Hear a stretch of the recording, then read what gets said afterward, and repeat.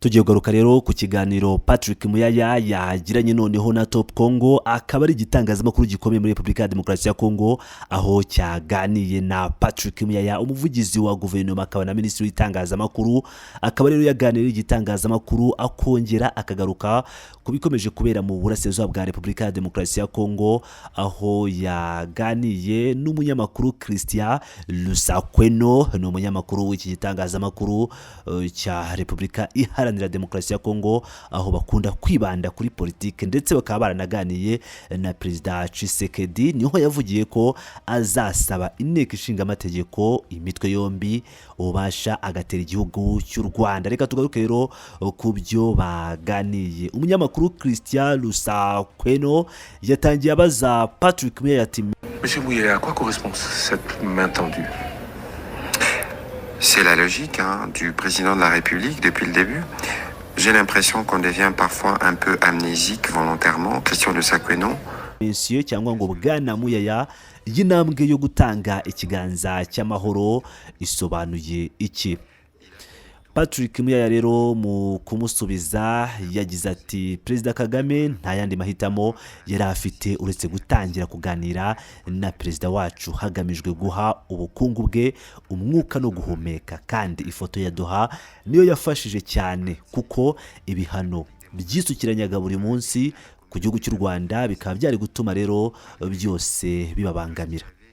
Kuva icyo gihe twabaye mu murongo w'ibiganiro ugamije amahoro, ariko nta mahoro yatinze cyane.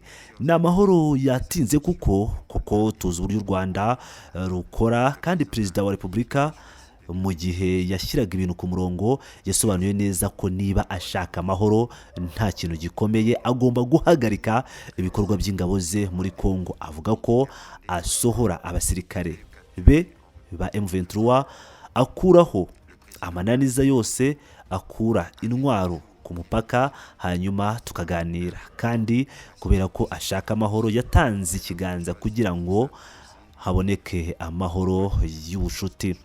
Nyuma y'uko habaye amasezerano i Washington, yashyize impande ku mpande asubiza abantu bose mu nzira y'amahoro. Uyu munsi Paul Kagame utaragira icyo akora yitwara nk'uwubahirije amasezerano ya Washington.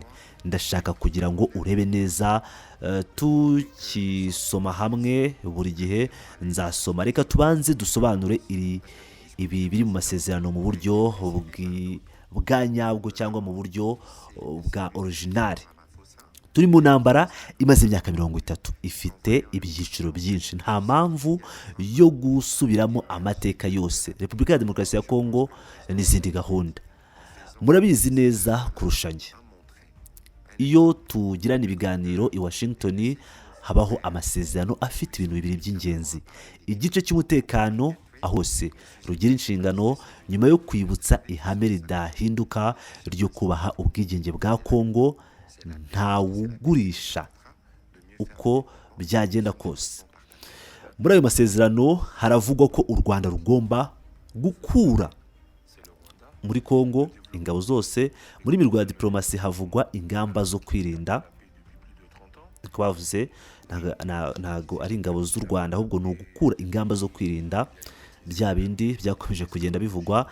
Ariko mu by'ukuri izo ngamba zo kwirinda ni ingabo n'ibikoresho by'ubutasi, harimo n'ibyo bateza ibisasu mu kirere, birimo indege z'ubutabazi ndetse n'imyuka n'ibisasu.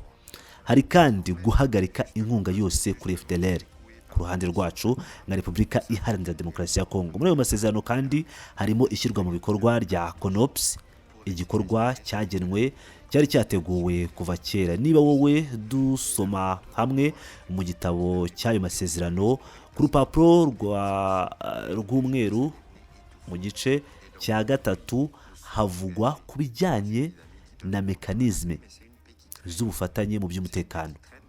Harimo mekanizme zishinzwe amasezerano kugira ngo harebwe ko ibyo yarateganyije bishyirwa mu bikorwa. Muri izo mekanizme habaye amasezerano atandukanye. Inyuma ya vuba nyine habaye inama y'ubuyobozi kuva ku wa 17 kugeza ku wa 18 Nzeri i Washington. Hanyuma hasohoka itangazo nyuma y'inama 7 ndetse n'izo ngizo.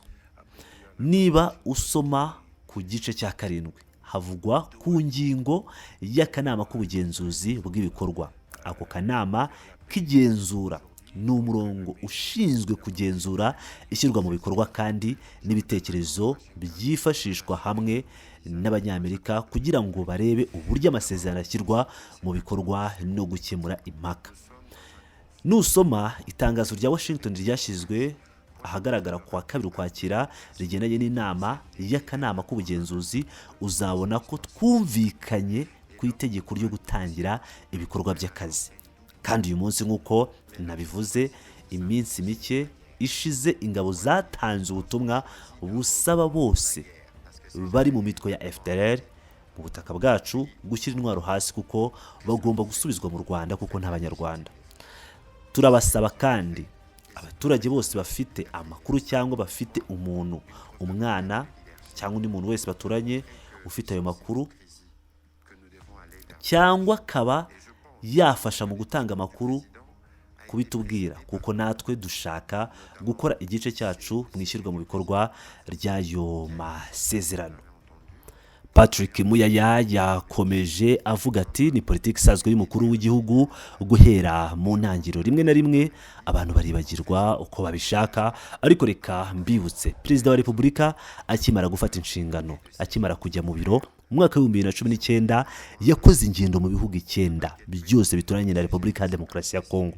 Yahisemo kugirana ubufatanye, kubaka umubano uhamye kandi utekanye n'abaturanyi bacu bakunze kutubera abarakare kurusha abandi nk'u Rwanda. Perezida wacu yarenze kure cyangwa yageze kure kuko igihugu cyacu cyinjiye mu muryango w'ibihugu byo mu burasirazuba bwa Repubulika mu burasirazuba bwa Afurika, East African Community. Nubwo hari benshi bagiraga amakenga n'ibitekerezo byo kunenga icyo cyemezo, twari dusanzwe tuzi imigambi y'u Rwanda n'imyitwarire y'urwo Rwanda mu myaka myinshi ishize, ariko perezida wacu yahisemo guha amahoro amahirwe. Ariko kugeza mu kwezi k'Ugushyingo 2021 ubwo abasirikare ba mbere b'u Rwanda bafatirwaga ku butaka bwa Repubulika ya Demokarasi ya Kongo, Perezida wa Repubulika yakomeje kugenda akora iyo bwabaga ngashyira imbere inzira y'amahoro mu gukemura ayo makimbirane. Ariko se wowe igihugu cyanze amahoro kikagutera kigatera intambara mu gihugu cyawe, wakora iki? Nta kintu usibye kwihagararaho ukarwana mu buryo bwo kwirwanaho. Nibyo twakoze rero, kandi nicyo Perezida wa Repubulika yakoze ejo hashize. Nabwo yatanze ikimenyetso cy'ubuyobozi buhamye bwo kwerekana ko adakina ubugoryi, ahubwo ashyira imbere igisubizo gihuza. Kandi ndumva ijambo rya perezida wacu ryakurikira irindi rya Perezida Ramaphosa wavuze amagambo neza, avuga amagambo meza ati numvise ijwi rya Perezida Kagame rivuga nk'iry'amahoro. Perezida wacu mu gutanga ikiganza cye yerekanye urugero rw'ubutwari n'ubushishozi, bitwereka icyo tugomba gukora ngo tugere ku iterambere nyaryo. Twavugaga kuri gahunda nka Global Gateway, ariko reka mvuge ko ikintu cy'ingenzi kurusha byose ari amahoro. Ni amahoro azatuma dukora neza ibikorwa by'iterambere kandi tugere ku iterambere risangiwe n'abaturanyi bacu. Umunyamakuru yongera ati amahoro koko ni ingenzi, ariko ntabwo ari twe dutera intambara n'u Rwanda. Iterambere yego, ariko iterambere ryakorwa gute mu gihe tumaze imyaka irenga 30 tudafite amahoro? Perezida yavuze ko yatanze ikiganza, ariko nyuma hagiye habaho inama hagati ye na Perezida Kagame, hagakurikiraho intugunda, ibihano bitandukanye. None ubwo u Rwanda ruri mu bibazo by'imbere n'amakimbirane, nicyo gihe cyo kurutera ikiganza cy'amahoro cyangwa nicyo gihe cyo kuruha ikiganza cy'amahoro? Patrick Muyaya ati nibyo, ariko ntitwakwibagirwa ko nyuma y'ibyo bihano byashyizweho, Perezida wa Repubulika ndetse na Perezida Paul Kagame bahuriye inshuro nyinshi, ndetse hakaba harimo no mu nama zinyuranye ku rwego rwa Afurika no ku rwego mpuzamahanga. Kandi ibyo byose byabaye mu gihe u Rwanda rwari ruri gushaka rugenda rusunika imbere, rugenda rwegera imbere, rugirana imibano n'amahanga. rufite ibibazo by'imbere mu gihugu. Murabizi neza ko hari umubano ukomeye hagati ya Qatar n'u Rwanda. Ibyo byose bikagaragaza ko ibintu bihagaze muri aka karere. Christian Lusakweno ati birumvikana, none se mu magambo asobanutse mwavuga ko iyi ntambwe y'amahoro igamije iki ku buryo bugaragara? Patrick Muyaya ati ni ukwerekana ko Repubulika Iharanira Demokarasi ya Kongo idashaka ko igihugu gihora mu ntambara, ahubwo ko dushaka amahoro arambye, tugafatanya n'abandi bose bafite ubushake nyabwo bwo kubaka amahoro muri aka karere. Perezida wacu arashaka kugaragaza ko ubuyobozi bwiza butabarizwa mu ntambara, ahubwo mu bushobozi bwo kubabarira, kuganira no gushyira imbere inyungu z'abaturage. Christian Lusakweno akaba yasoje ashimira Patrick Muyaya ngo ku bisobanuro yamuhaye. Patrick Muyaya rero nawe aramushimira ngo ku rubuga rwo gusobanurira abanyekongo iki gihugu cyabo giharanira muri iki gihe. Nk'ibisanzwe rero mukomeze bane nanjye, ni Pilot News TV, mugire umunsi mwiza.